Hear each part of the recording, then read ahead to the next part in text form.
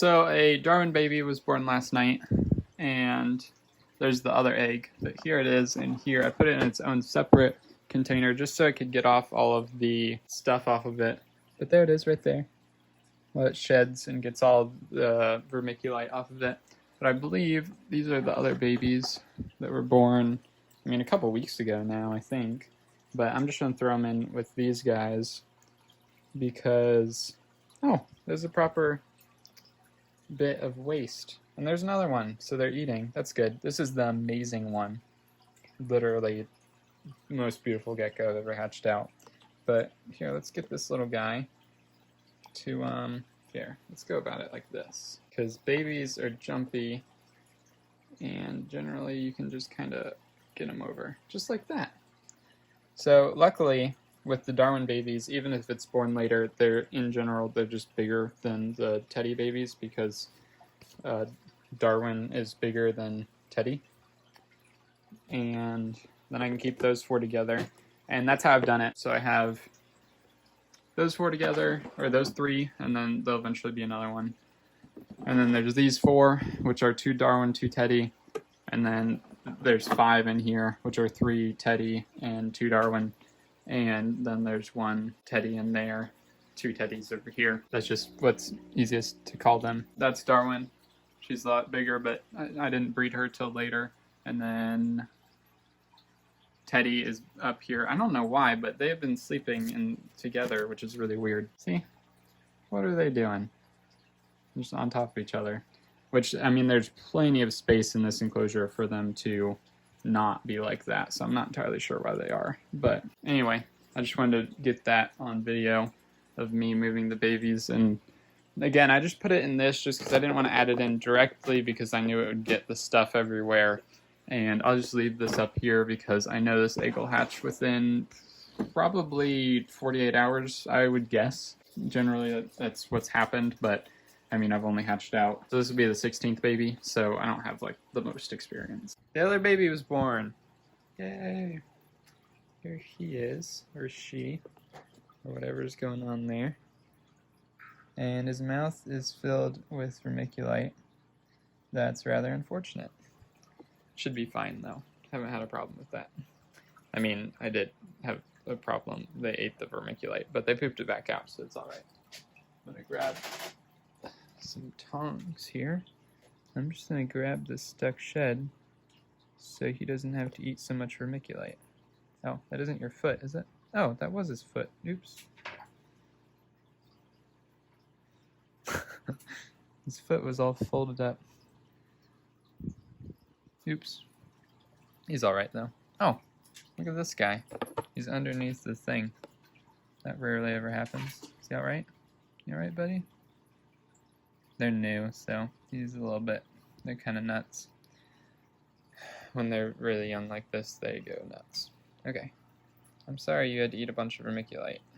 Gotta figure out a way to prevent that. Oh, here we go. Got some more skin off. Anyway, I just gotta add them in with the other guys. Then all the vermiculite can come off, and he can stop eating it and start eating productive things. I'll take this egg and I'm just going to drop it back here into this terrarium. That's where I put all the eggs. It allows the isopods to eat the stuff out of the eggs, and then if I ever want to grab the eggs out, they're just all sitting right back there on top of the substrate, all cleaned by the isopods, and eventually the isopods will fully decompose them. There he is. Shouldn't be a problem that he's eating a bunch of vermiculite. It's rather unfortunate, but it shouldn't be a problem. Because what that does is it'll kind of delay when he actually starts eating food because his stomach will be full for a while. But again, he should be able to pass it all, as did the other ones that did that.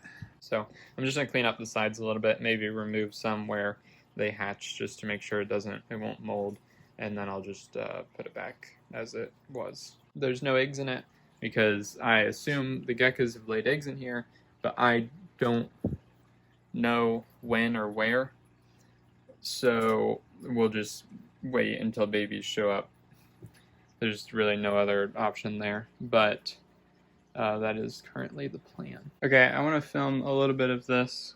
This baby wasn't getting its shut off, and I was wondering why. Its mouth is filled with the vermiculite, and I guess it didn't swallow it. It just had like a ton of it in its mouth. So I'm currently using tweezers to get the vermiculite out of its mouth, and I'm kind of restraining it here, and I'm sure this is very stressful for it. I hope it doesn't die from this, but I just wanted to film a little bit. I'm not going to film doing it because I want my focus to be on it, but I wanted to show this. I don't really know what to do for this guy. His mouth is filled with vermiculite, and he's essentially like, he's trying to swallow it, or maybe he's trying to poop. I don't know. Just because he has to work so hard to get all of that down, because he's not spitting it out. I don't even know if they can spit it out properly. And I don't know what to do for him. Because I can try to get into his mouth, but even still, I'm trying to get off this this shed, but it's hard. He should be able to get it off, and he would be able to get it off if he didn't have all the vermiculite in. But I've been trying to like get in there.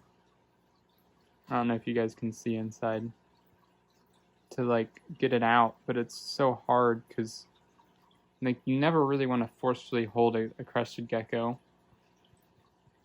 I just don't know what to do.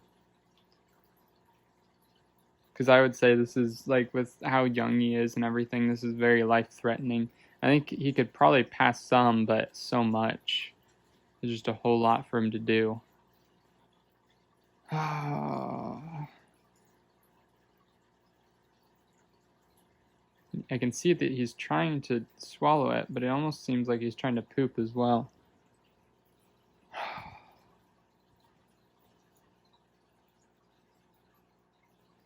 But here you can see some of it that I got, like that's some that I got out of his mouth. But there's still a lot in. I just got all of this stuff out of his mouth. I don't know, the problem is it's kind of deep in there now. I don't know what to do with for him. You can kind of see, if you get down at the right angle, you can kind of see how much his mouth is going down.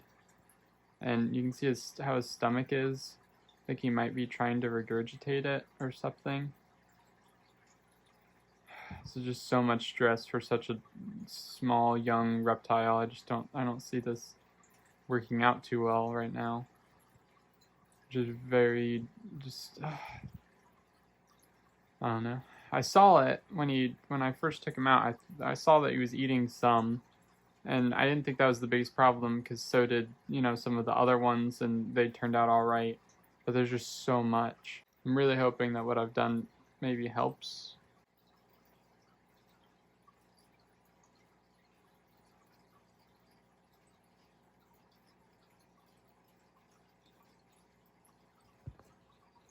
You can see there.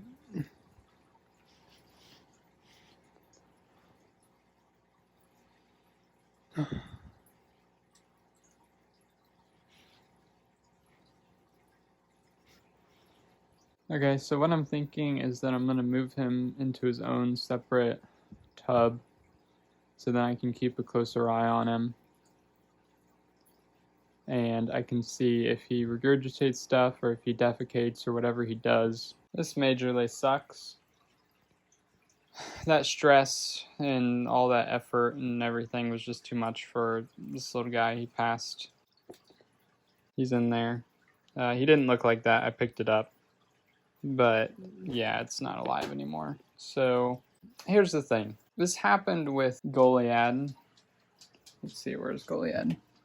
I don't know where he is, but he's in here somewhere. But here's the stuff that I use. I use this stuff. This happened with him.